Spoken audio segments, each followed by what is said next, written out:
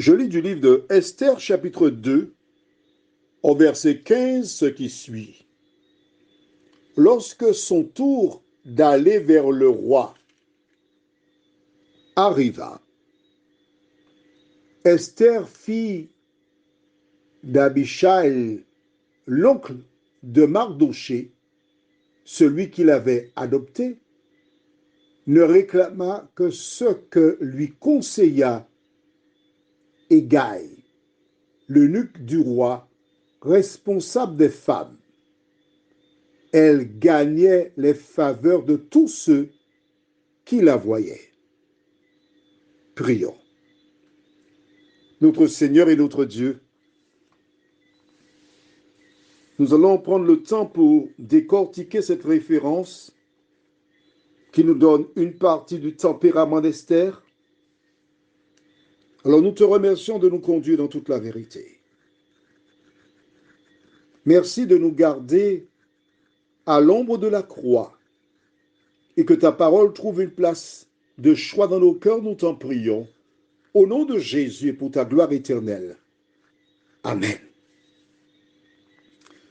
Pour comprendre ce que nous lisons aujourd'hui, il nous faut revenir au verset 14. Que dit la parole? Elle y allait, donc les femmes qui devaient laisser après, non, je vais lire pour toi à partir du verset 12, d'accord? Pour que tu comprennes bien. C'est surtout pour celles et ceux qui viennent pour la première fois qui ne comprendraient pas la référence du jour.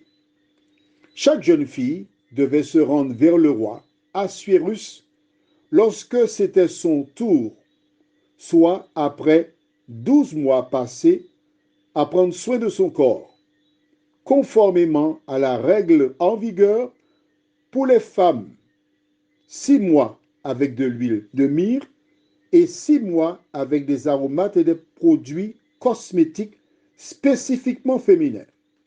C'est ainsi que chaque jeune fille se rendait vers le roi. Quand elle passait du harem au palais, on lui permettait de prendre avec elle tout ce qu'elle demandait. Elle y allait le soir et le lendemain matin, elle passait dans le second harem sous l'autorité de Shashgaz, l'eunuque du roi responsable des concubines.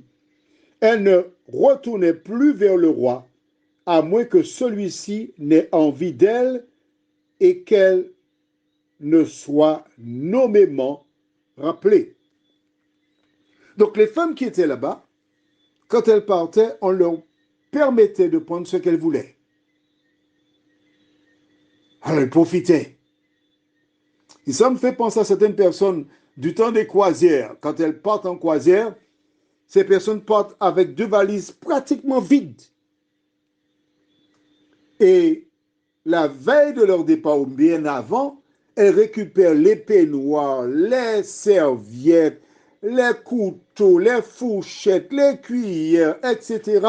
Et elles descendent du bateau bac, c'est comme des ânes, sans oublier tout ce qu'il y avait comme croissanterie qu'on peut emporter des resquilleurs.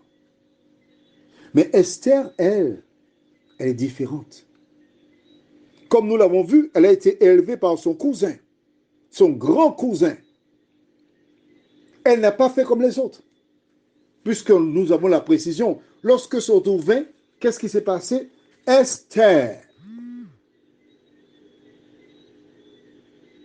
s'est contentée d'emporter ce que lui conseilla Hégai, l'eunuque du roi responsable des femmes. Il est important pour toi de comprendre cela. Quand tu arrives dans une entreprise, tourne-toi vers les personnes expérimentées, âgées, qui ont des années d'expérience dans la boîte. Écoute ce qu'elles te disent. Ensuite, réfléchis, mais ne prends aucune décision par toi-même. Le responsable était là, eunuque, alors elle alla vers lui. Que me proposes-tu? Telle voie paraît droite à quelqu'un, mais on peut se tromper sur son jugement. Tandis que lui, le chef des eunuques, il sait ce qui est bon et meilleur. Alors, toi aussi, avant de prendre des décisions, entoure-toi des conseils de personnes plus âgées, avisées, sages, qui connaissent, afin de faire toujours le bon choix. Prions. Notre Seigneur, notre Dieu, souvent nous faisons des choix qui sont hasardeux et nous nous trompons. Esther nous donne un exemple. Se contenter de ce que propose le responsable. Un homme qui voit et qui a vu passer un grand nombre de femmes. Seigneur, merci pour ta parole. De nous aider à tirer les leçons et à faire des bons choix, nous t'en prions, au nom de Jésus, et pour ta gloire éternelle. Amen. Je te souhaite une bonne nuit et que l'Éternel continue de te faire du bien.